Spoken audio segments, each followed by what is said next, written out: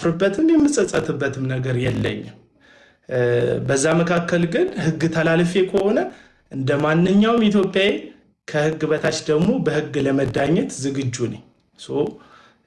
በፍጹም የሚሸማቀቅበት ነገር የለም ለማለት ነው የገባሁት። ሁላችሁንም ግን እጅግ በጣም አመሰግናችኋለሁ። ያው የኔትወርክ ነገር እንትን አይደለም፣ ስቴብል አይደለም፣ ግን ሀሳብ ኔትወርኩ ሲቋረጥ እያቋረጥኩ ነው እና መልእክቴን በቅን ተረድታችሁ ያስተላልፋችሁልኝ ሰዎች፣ አብራችሁኝ የቆማችሁ ሰዎች እግዚአብሔር ዘመናችሁን ህይወታችሁን ይባርክ። ደግሞ መልእክቴን ጠምዘዝ አድርጋችሁ ለራሳችሁ ዓላማ የተጠቀማችሁበት ሰዎች እናንተንም እግዚአብሔር ይባርክ። ያው እንደ አያያዙ ነው። ቢላ ጥሩ ሼፍ እጅ ላይ ሲቀመጥ ሽንኩርትን የሚከተፍ ስጋን በመልክና በፈርጁ የከተፈ ለመብል የሚያሰናዳ ይሆናል። ገዳይ እጅ ላይ ሲወድቅ ቢላ የሰው አንጀት የሚዘረግፍ የሰው አንገትን የሚቆርጥ ገዳይ መሳሪያ ይሆናል። ስለዚህ መልእክቴን ልክ እንደ ቢላው አሳምራችሁ ከትፋችሁበት ይሄን ሊል የፈለገው በዚህ አጀንዳ ነው ብላችሁ በመልካም የተናገራችሁበት ሰዎች አመሰግናለን። ደግሞ ለራሳችሁ ፖለቲካዊ ፍጆታ ደግሞ የተጠቀማችሁበት ሰዎች እናንተንም እግዚአብሔር ዘመናችሁን ይባርክ። ምንም አይደለም።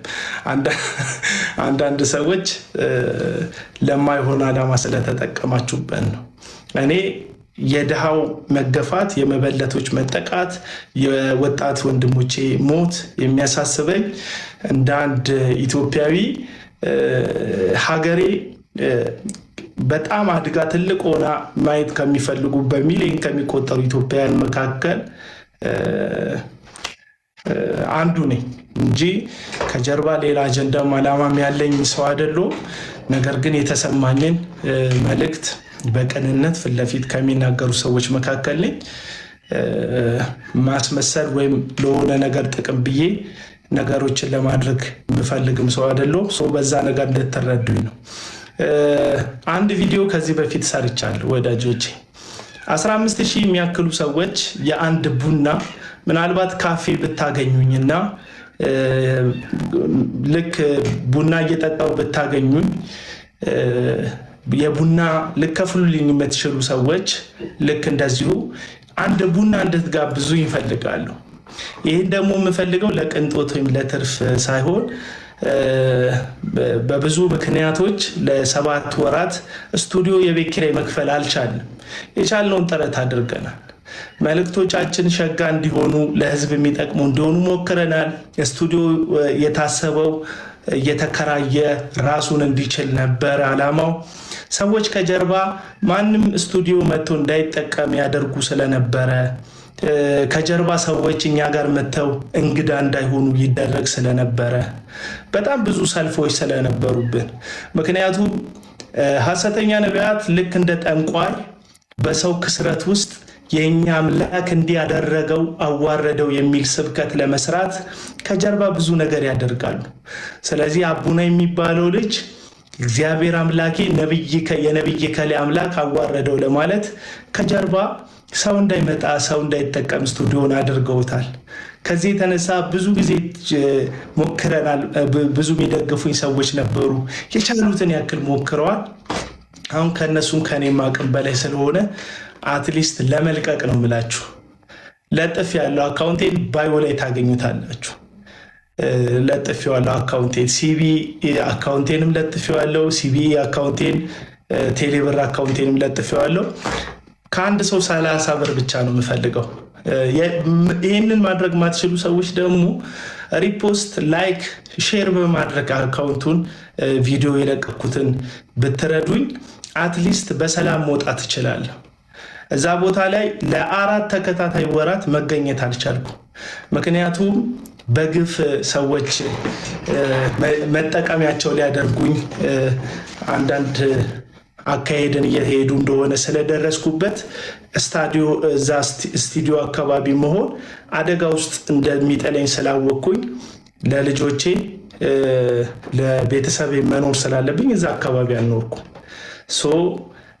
በዛ ምክንያት መስራት አልቻልኩም።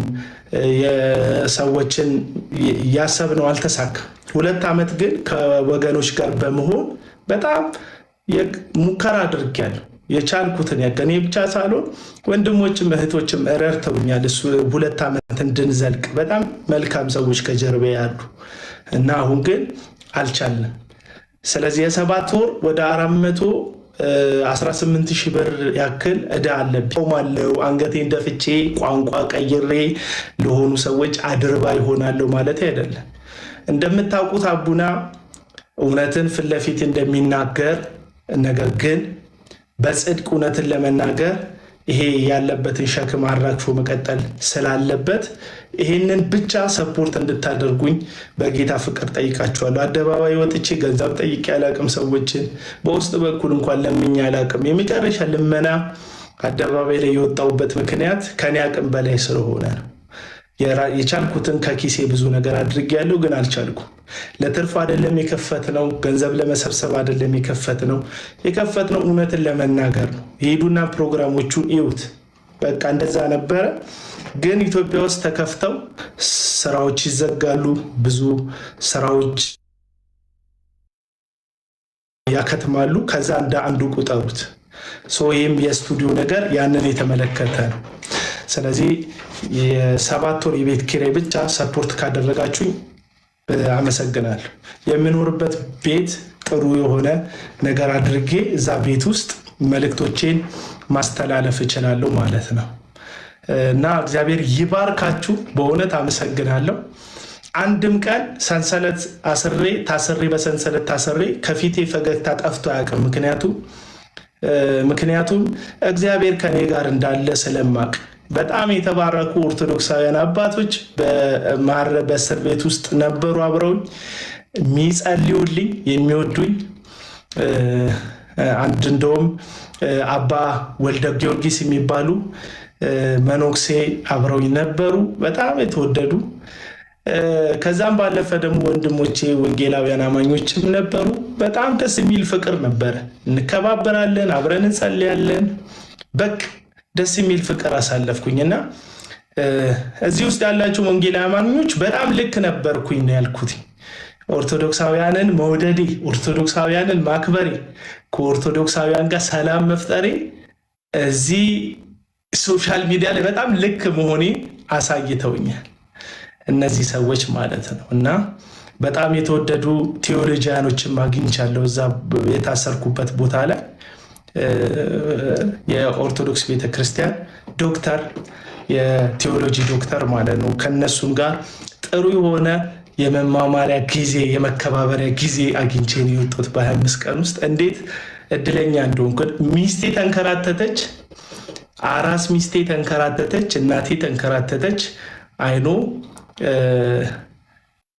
ተንከራተዋል፣ ግን እኔ አትርፌ ነው የወጣሁት። ምክንያቱም ብዙ እውቀት፣ ብዙ ምክር፣ ብዙ ትህትና፣ ብዙ የተወደደ ቀናቶችን አሳልፌ ስለወጣው ማለት ነው ከወገኖቼ ጋር። ስለዚህ ለማለት ቴንኪው በጣም ላይቭ ገብታችሁ ስለኔ የተሟገታችሁ፣ ስለኔ ተጠላችሁ፣ ስለኔ የተሰደባችሁ አመሰግናለሁ።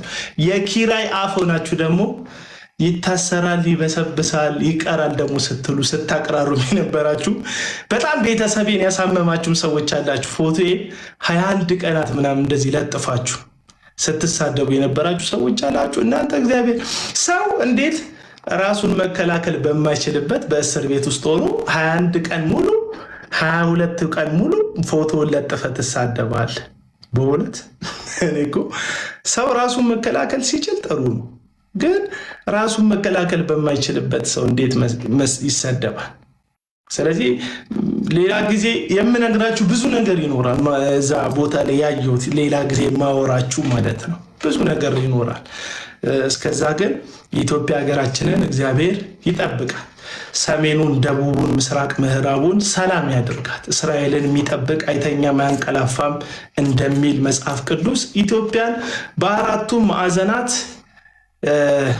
የማይደክም የማይታክት እጆቹ ይጠብቃት። ኢኮኖሚ ያጎበጣቸው ኑሮ ያደከማቸውን ቀንበር የበዛባቸውን ኢትዮጵያውያንን እግዚአብሔር ይርዳቸው፣ ይደግፋቸው። እኔ ሌላ ምለው ነገር የለኝም እንትን ስለሆነ ማለት ነው። እውነቴን ነው። እግዚአብሔር ይርዳን፣ እኔን ይርዳኝ፣ እናንተን ይርዳችሁ፣ ሌላ አልልም። ስለዚህ የቴሌ ብር አካውንቴም አለ፣ የሲቢ ብር አካውንቴም አለ። አብራችሁ ይቆሙ። ነገ እቺ ቪዲዮ ተቆራርጣ ይሄው ለልመና መጣ ተብሎ መሰደቢያ አይቀርም።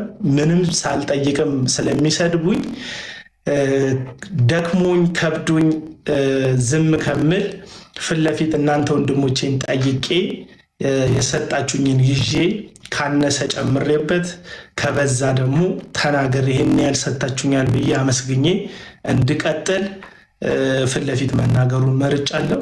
ስለዚህ ተባረኩልኝ። አመሰግናለሁ። ሁላችሁንም ወዳቸዋለሁ። ነገር ሲበዛ ቃላት ይጣመማልና ይህን ያህል ከተናገርኩ ይበቃኛል።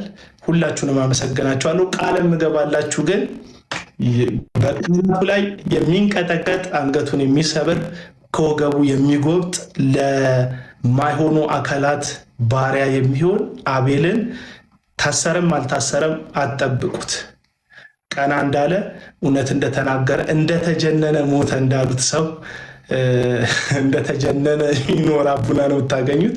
ወዳቸዋለሁ፣ አከብራቸዋለሁ። እግዚአብሔር ከእናንተ ጋር ይሁን። ሰላም